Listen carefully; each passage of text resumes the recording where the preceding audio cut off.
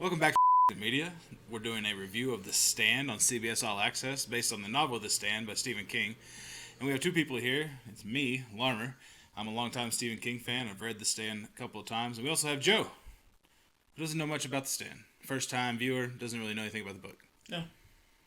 So yeah, episode 6. 6. The Vigil. Yeah. Why do a vigil in the first place? I don't know. It's I think I thought that was a weird name of the episode. Why even do a vigil? She's been gone for 8 nights. I know. Granted, she's 108 years old. You're right. They are moving very fast with that line right there. I didn't even think about that way. Yeah.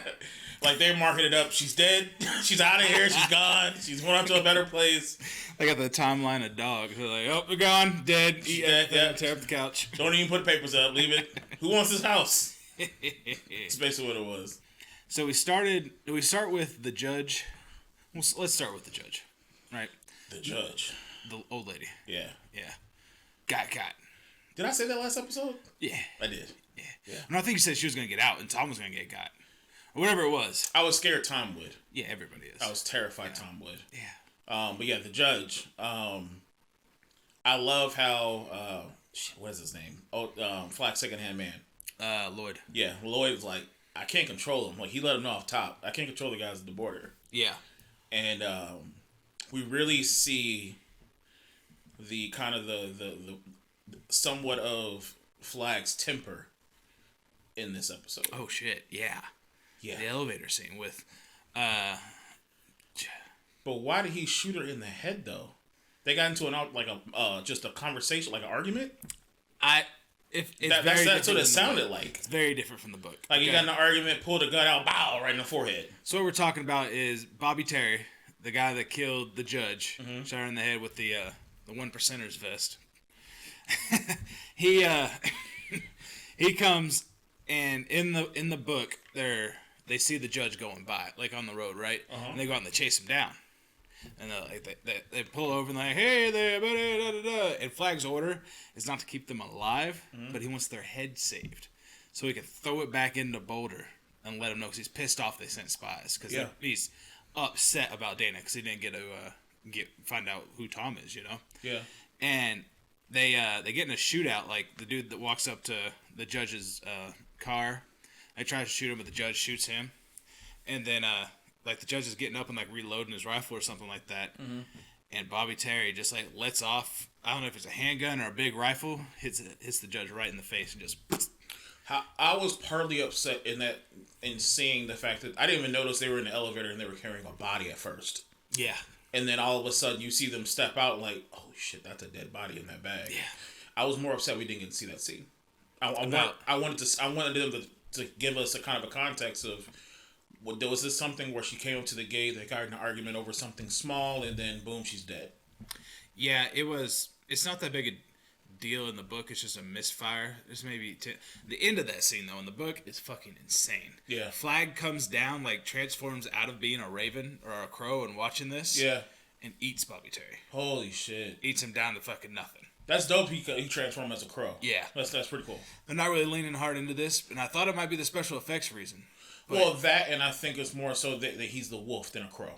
Yeah, they're definitely leaning harder. They're leaning harder into the wolf thing. Yeah. Where a crow is kind of more his thing, but Man in Black is what he's supposed to be. But whatever. Yeah. But with Flag, what'd you think about his new recruit, Trash Can Man? Weird. Very weird. I think I would love them. Like they kind of gave us a context, like he's an explosives guy, but. At the same time, I would love to know his backstory of how he got where he is now and what happened to him, like what triggered him to be that way.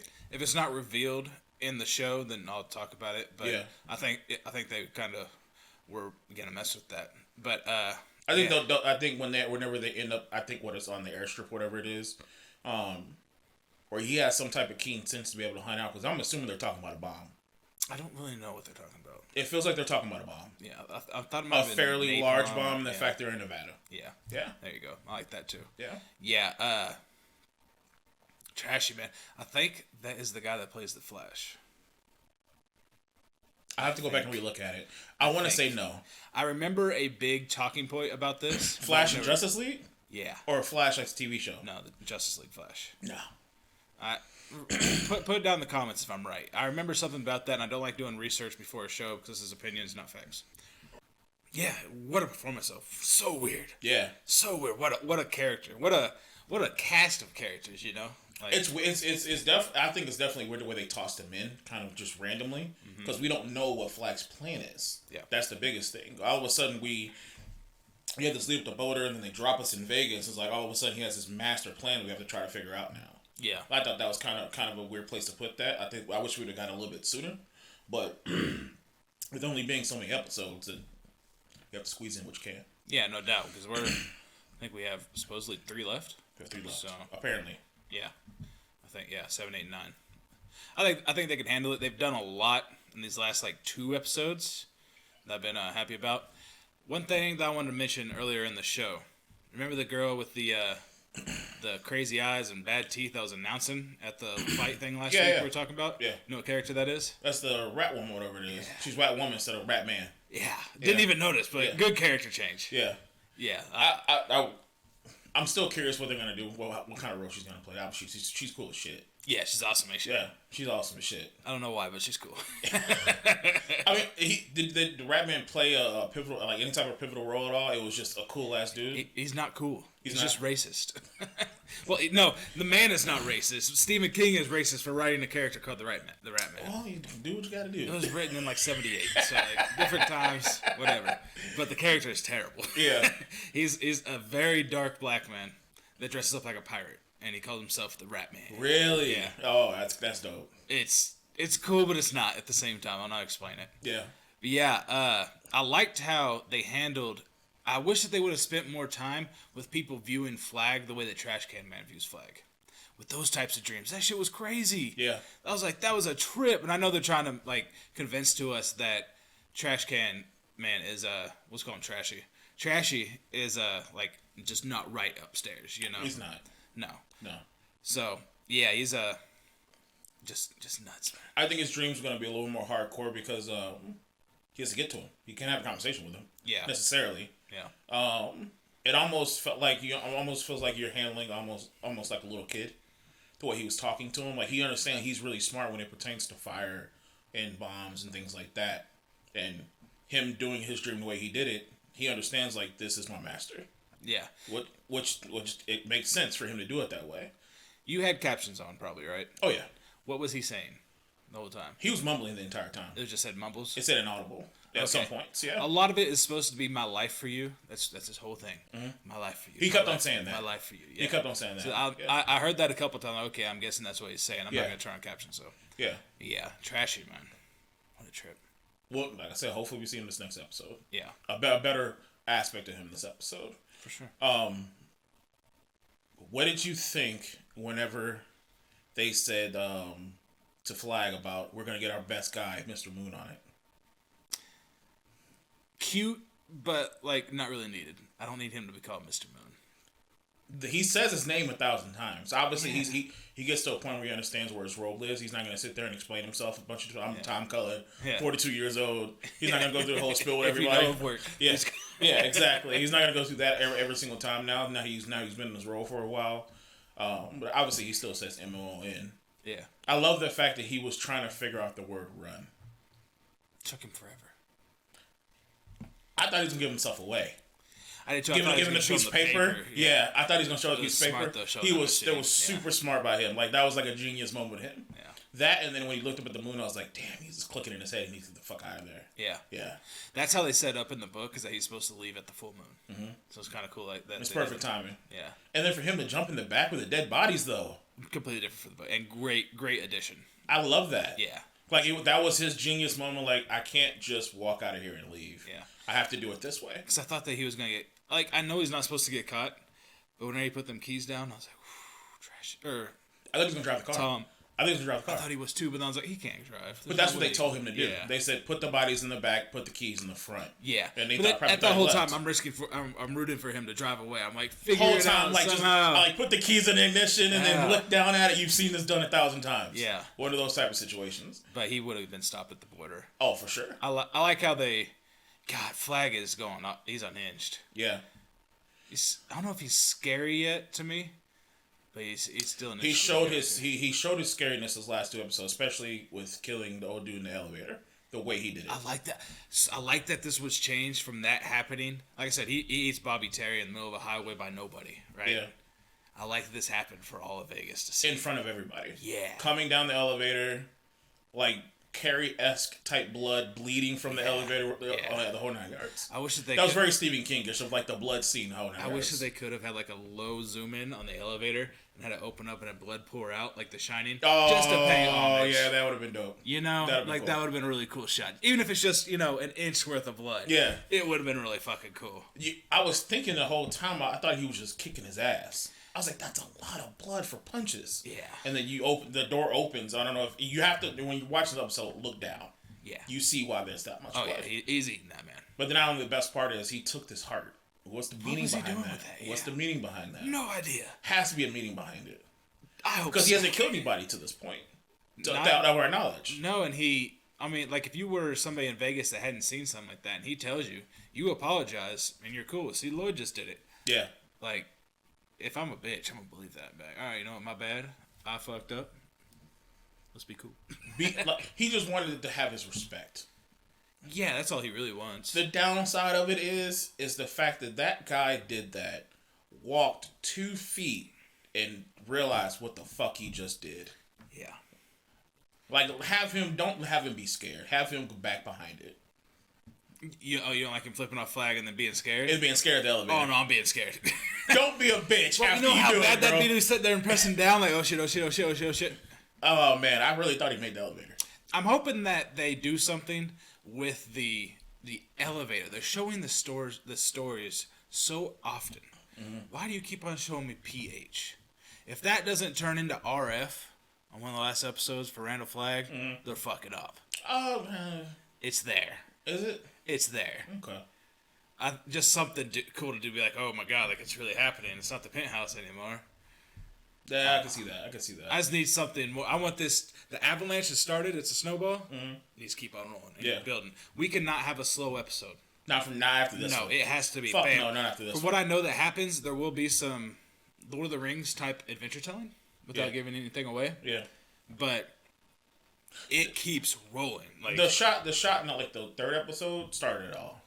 Which one's them killing Nadine and Harold killing nobody. Yeah. It started that was a small snowball. Yeah, that's where it started taking hold. Like, okay, it's really happening. Yeah. So let's get to Nadine and Harold. Mm-hmm. The fuck. I don't know, man.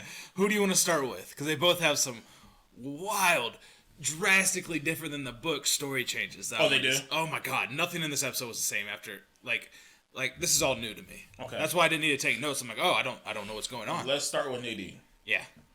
Let's start with her and Joe? No. Her and her with the I can't remember names. The guy, black guy. Larry. Yeah. Her and Larry. Yeah. What did you think of obviously she's trying to protect him. Of her taking the batteries out of the walkie, and on top of that, Stalin got his motorcycle. Okay. I thought that was to not chase her type of thing. You know. But it might have been to save him. That makes a lot more sense. I mean, not more sense, but like 2 birds, 1 stone, you know? Yeah. So, I can get that. Yeah, she shot her shot the night before. Yeah. Turned her down. Now she's just off the deep end, man. I think, well, I can see where you're coming from to have him not chase her, but I think he still wanted to have that conversation to see where things would go.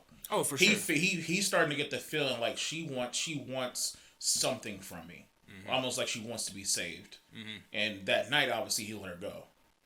Yeah. And she just basically fell down a rabbit hole. That's what I'm thinking with Larry as a character, that he doesn't believe himself worthy of being able to redeem somebody else. Yeah. You know? So, that could be what they're trying to show with that. You know, like she...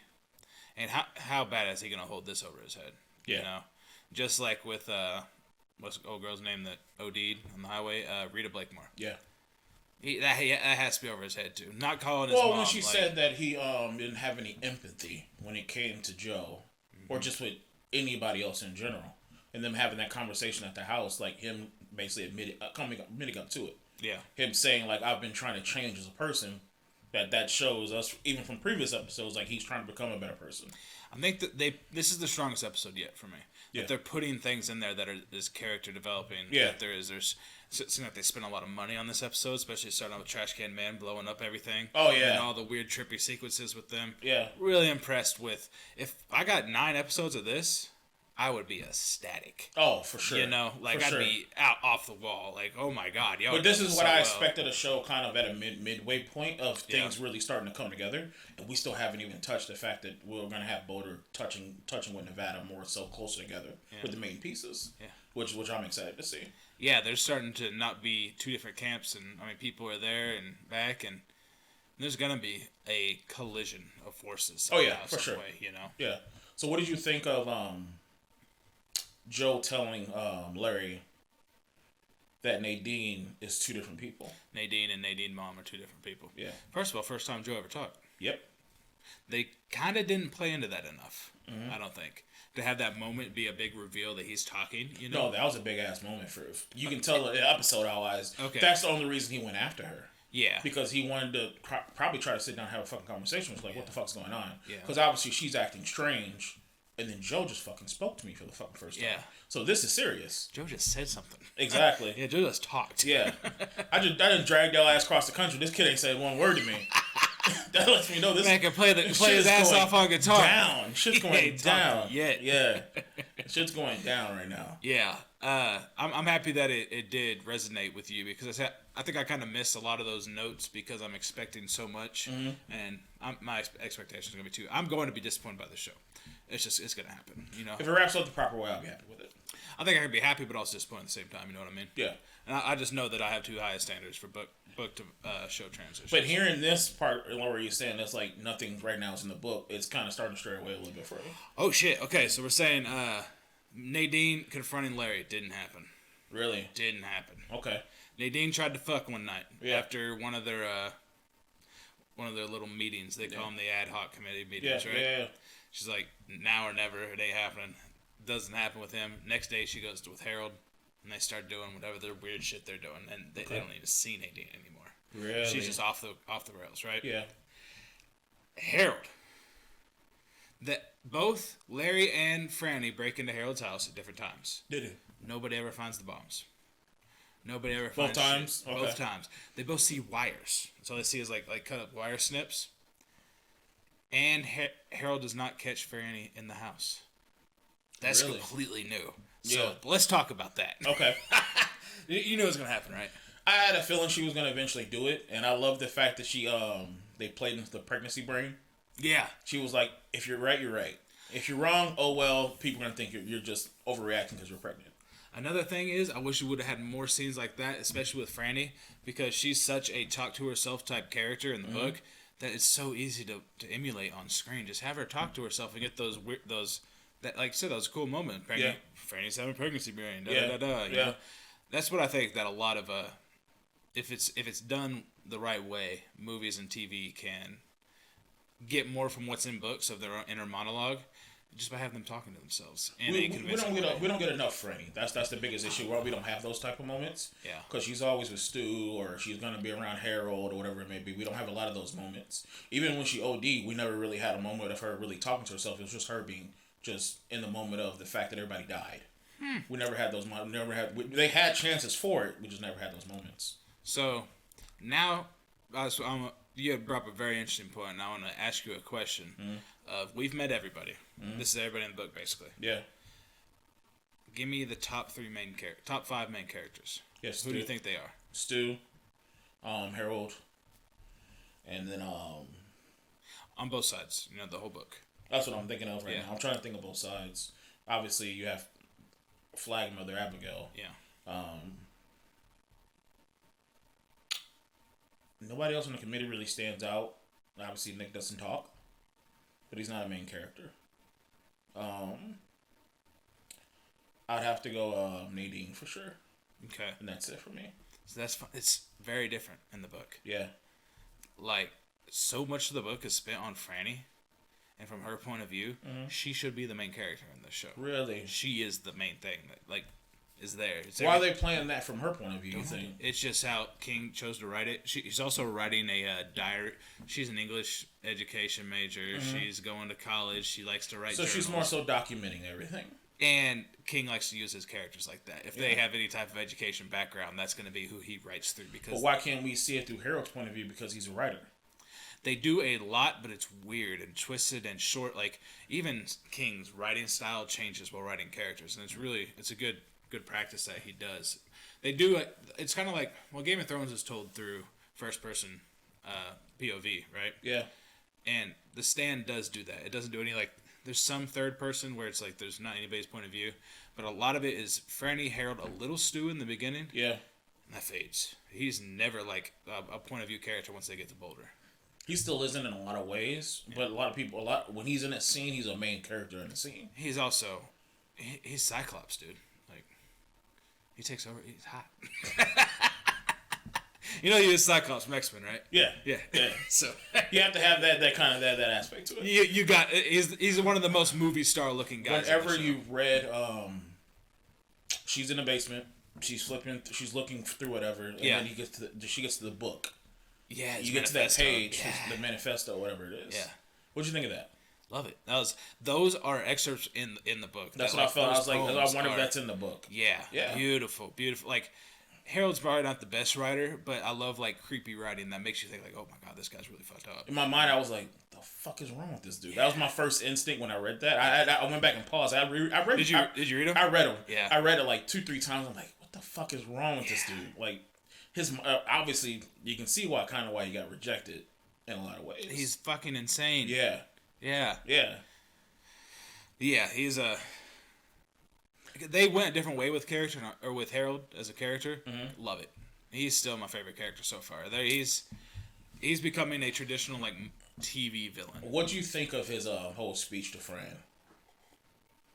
About how like he tried so hard and like she was supposed to be his and all this shit. Like it's fucking of him playing that villain, but not only playing that villain, but he sees himself as the main character. Oh, for sure. Yeah. It's the classic incel neckbeard shit that we had a podcast that got erased fucking 6 months ago. It probably needed to be erased for a reason. Probably. It was a little bit too hit hard. But yeah, his logic is just flawed. Yeah. And if you can't break a person of their logic, like, they're a lost cause. And if they can go to such means, and that's what Harold's doing, you know? What do you think of, too, as well? There's a certain scene in that whenever he locked her in the door. She's laying on the floor crying, and then it's split. But not only that it's split, it's leaning Harold's way. Wasn't leaning Harold's way. It was slanted. The Just door was slanted his way. Almost like everything was going his way at that moment. Yeah. That was Harold taking power for himself. Definitely. I want to notice if they've done that anywhere else in the show. I don't think they have. Not that I've seen. Not that extreme. Yeah. You know? Yeah. But, like, what was this payoff? Because if it just came out of nowhere, like, that's kind of corny. Like, you should have hinted at this a long time. Like, maybe every time that Franny's around, Harold is setting, so every time she's up, whatever. Yeah. That possibly could be. Yeah, I don't know. It's hard to really see. There might be small things like that. But in this, I think it played more of a significant role because this was Harold literally shutting Fran, a significant role of his life, out. True that too. Didn't even think about the whole shutting the door on somebody. He's like, "Fuck you! I'm going through with this. This is me taking control of who I am." Yeah. Because everything up to this point has been about Fran. Yeah. Him getting with Fran, him hating Stu Redman, him pointing the gun at Stu's head in the forest, the whole 9 yards. Yeah. Yeah. It's one of those things where he's more so taking control because now he knows he's control of his own destiny. Yeah. Yeah. I think that was more of a power thing than anything else. Like him feeling like not necessarily. It's incel type stuff. It's incel type redemption arc. He is definitely backed up in his beliefs by doing shit like this, and he doesn't feel like he's wrong, man. And the scene with Stu in the woods is out of time in the storytelling, but basically that's what happens. Okay. Harold doesn't shoot him. Goes back home, finds out that Fran broke in. Mm-hmm. It's like that's what shit's about. Like he was kind of redeemed. Like he didn't kill Stu. Mm-hmm. He was kind of like, oh, maybe I can stay here, you know. And then he really goes off the deep end. What I thought was weird was a little bit was in the whole conversation. Obviously, Fran's trying to make it out of this room alive because she fears for her life. But I think if it would have been a situation where she makes it out, and he doesn't do anything, that's where they would have to take obviously action to stop fucking Harold from doing whatever the fuck he was gonna do. Mm-hmm. I think she played that well. I really liked her acting in that moment. That scene was good. It was a very deep scene. Well shot, well acted. Yeah. I was impressed with that because that was all new too. Like I said, not in the book, no confrontation. Yeah. So like they had no source material to go off of. Yeah. Harold playing into his feelings, and then Fran kind of trying to flip the switch on him. Like, I was always there for you when you was the one. She never was there for him. Nah. It was like that story with the ice cream. Yeah. He wasn't even there. She hid his pregnancy the entire fucking time. She hid her pregnancy the entire fucking time. It was just, I don't know. It's you hate to see it, but like I say, he's playing that villain role, and I like it.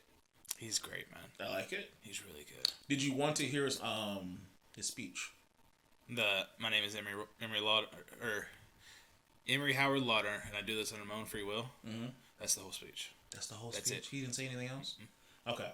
But before we get to that point, what was your thoughts on Joe at the school when obviously he must have heard or sensed Mother Abigail in the forest? I think they're playing into him having a supernatural type connection with her, which I'm ready for them to explain. I don't really care because, oh well.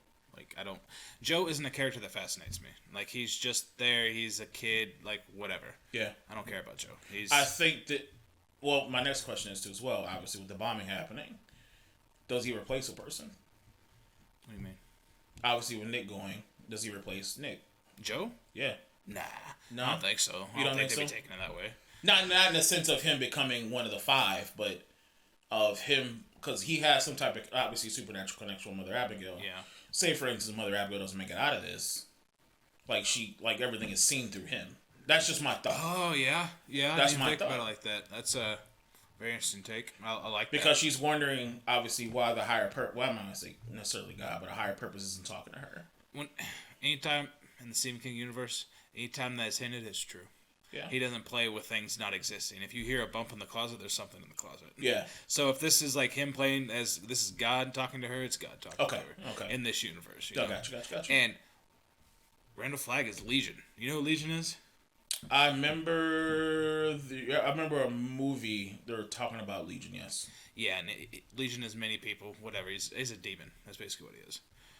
That's the only reason I'm thinking, because Mother Abigail, 108 years old, in the fucking woods. She runs. Not only that, previous episode, she ran into the wolf. Yeah. We don't know what happened. Yeah. I don't know either.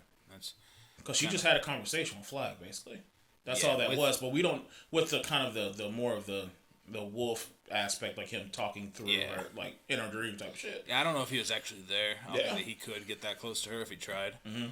But a projection of him, something that he's talking to. We don't know what happened to her, but Joe obviously finds her. But I'm curious to see how they're gonna play this because I don't think they'll get rid of her that early.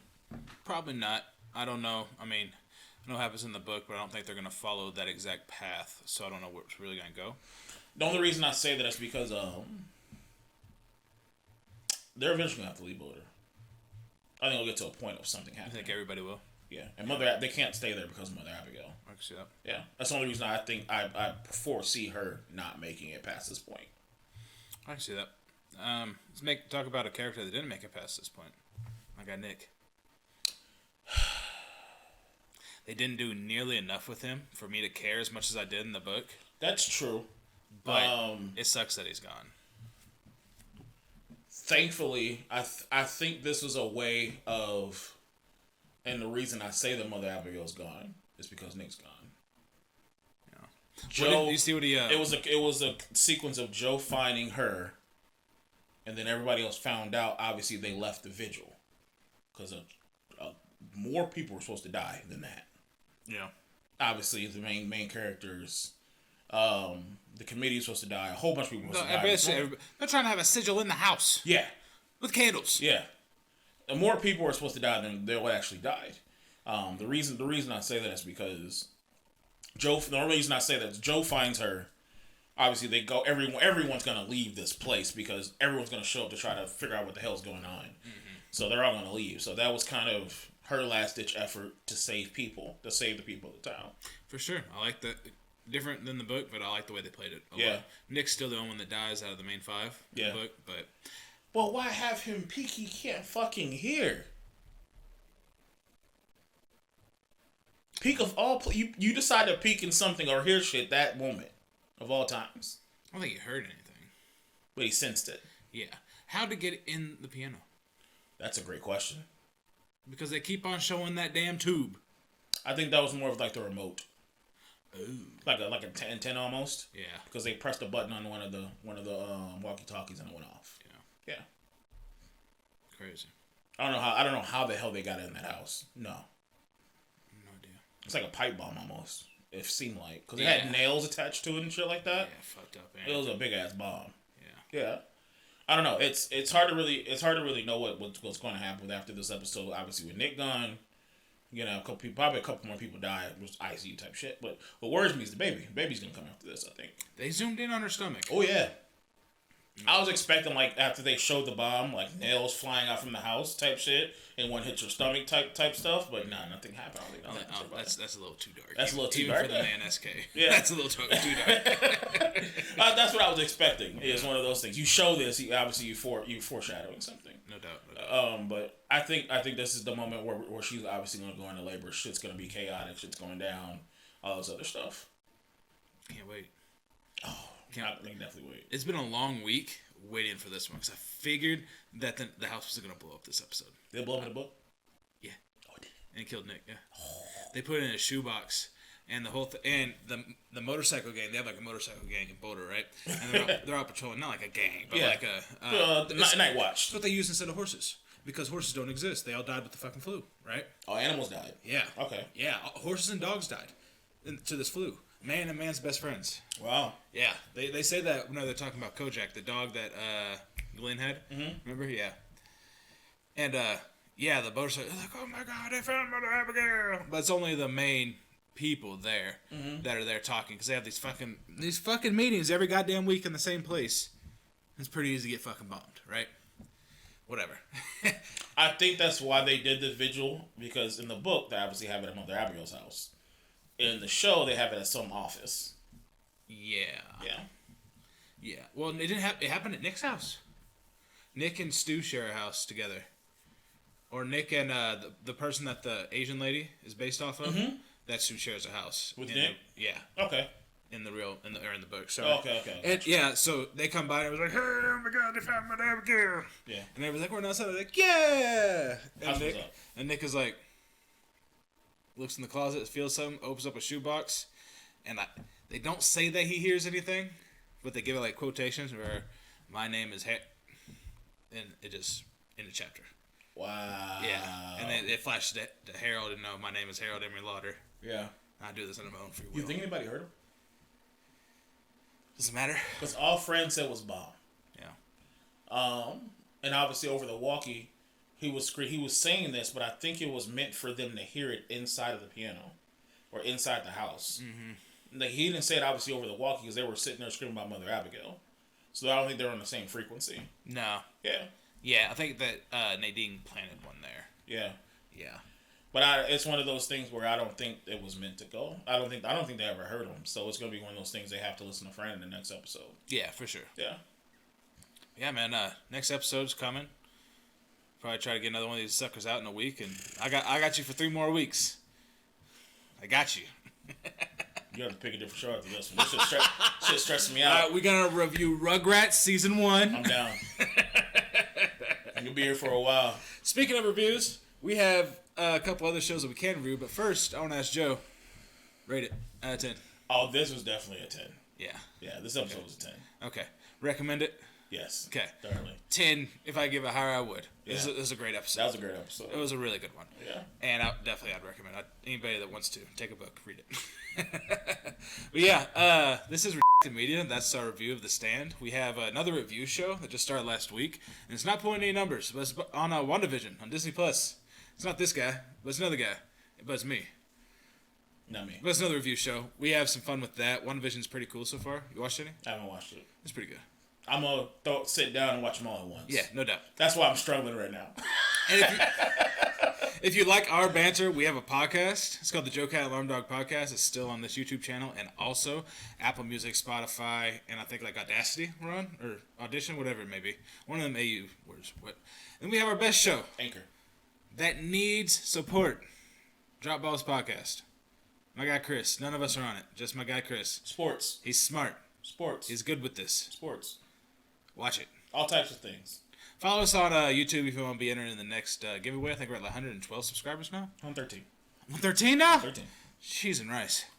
All right. Well, good media, y'all. Thanks for stopping by.